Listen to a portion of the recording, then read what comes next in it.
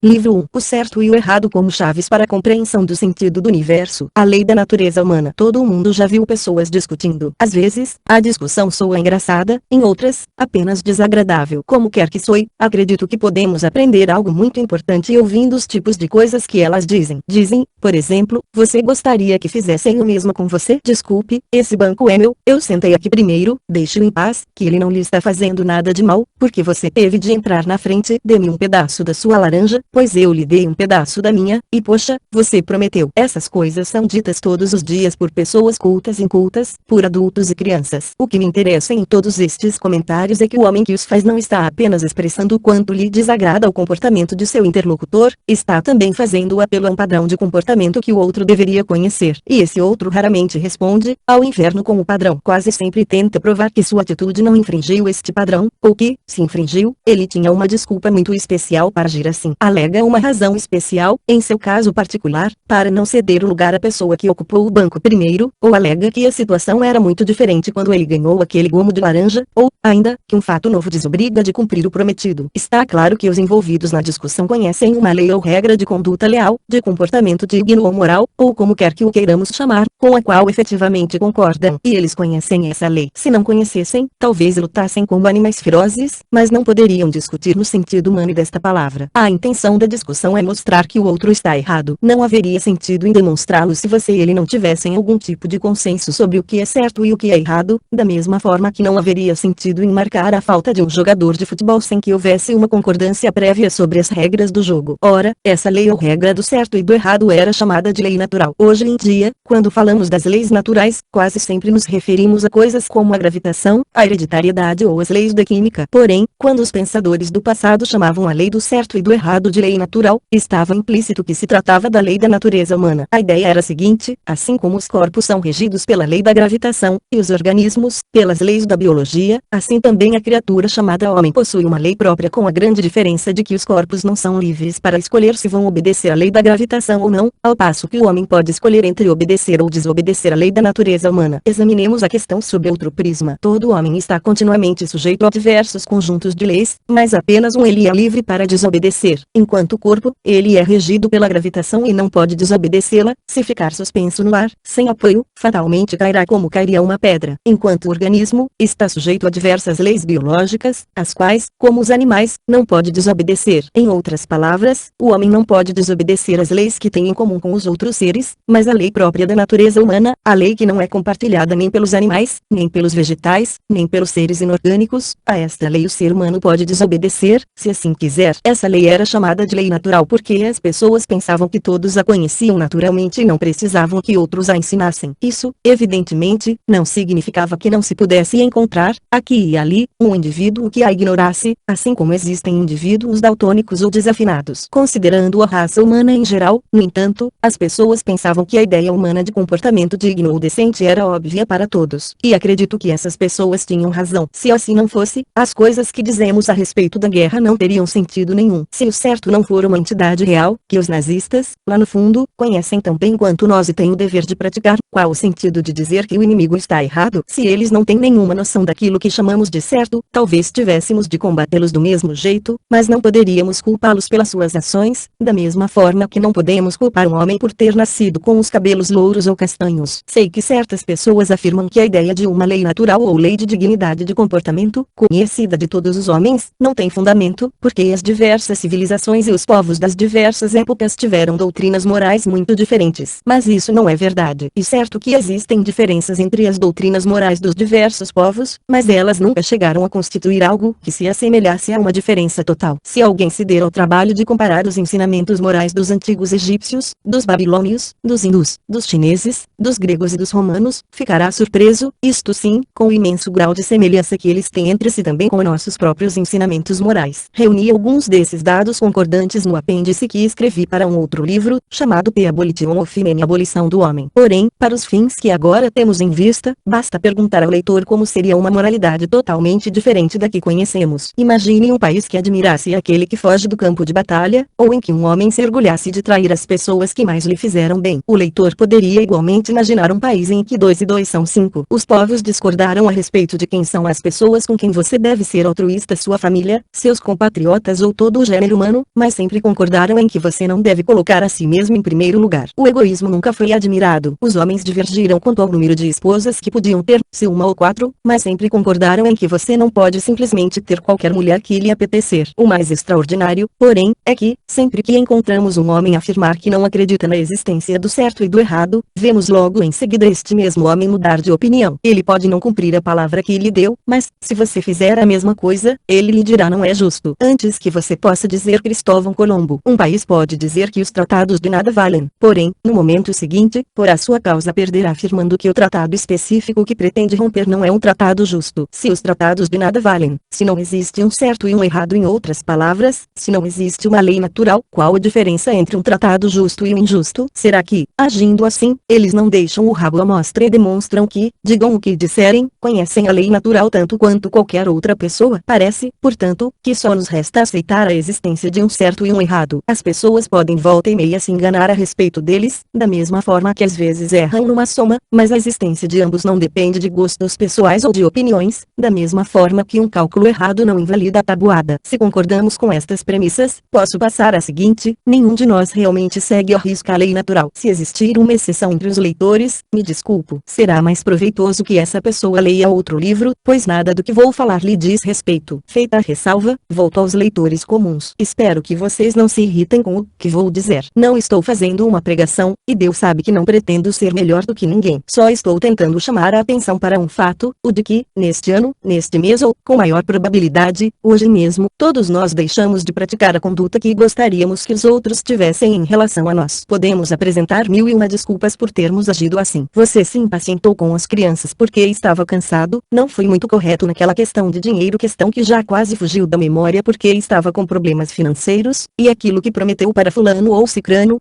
nunca teria prometido se soubesse como estaria ocupado nos últimos dias. Quanto a seu modo de tratar a esposa, ou o marido, a irmã, ou o irmão, se eu soubesse quanto eles são irritantes, não me surpreenderia, e, afinal de contas, quem sou eu para me intrometer? Não sou diferente. Ou seja, nem sempre consigo cumprir a lei natural, e, quando alguém me adverte de que a descumpri, me vem à cabeça um rosário de desculpas que dá várias voltas ao redor do pescoço. A pergunta que devemos fazer não é se essas desculpas são boas ou más. O que importa é que elas dão prova da nossa profunda crença na lei natural, quer tenhamos consciência de acreditar nela, quer não. Se não acreditássemos na boa conduta, porque a ânsia de encontrar justificativas para qualquer deslize. A verdade é que acreditamos a tal ponto na decência e na dignidade, e sentimos com tanta força a pressão da soberania da lei, que não temos coragem de encarar o fato de que a transgredimos. Logo, tentamos transferir para os outros a responsabilidade pela transgressão. Perceba que é só para o mau comportamento que nos damos ao trabalho de encontrar tantas explicações. São somente as fraquezas que procuramos justificar pelo cansaço, pela preocupação ou pela fome. Nossas boas qualidades, atribuímos-las a nós mesmos. São essas, pois, as duas ideias centrais que pretendia expor. Primeiro, a de que os seres humanos, em todas as regiões da Terra, possuem a singular noção de que devem comportar-se de uma certa maneira, e, por mais que tentem, não conseguem se livrar dessa noção. Segundo, que na prática não se comportam dessa maneira. Os homens conhecem a lei natural e transgridem-na. Esses dois fatos são o fundamento de todo pensamento claro a respeito de nós mesmos e do universo em que vivemos. O canal Livro Falado tem o propósito de oferecer boa literatura em forma de áudio aos deficientes visuais. Ajude este projeto se inscrevendo no canal, curtindo o vídeo e compartilhando com os seus amigos. Caso esteja gostando do livro, você pode adquiri-lo pelo link na descrição. Comprando pelo nosso link você ajuda o canal com uma pequena comissão sem que nada seja acrescentado ao valor da sua compra. Muito obrigado e nos vemos no próximo capítulo.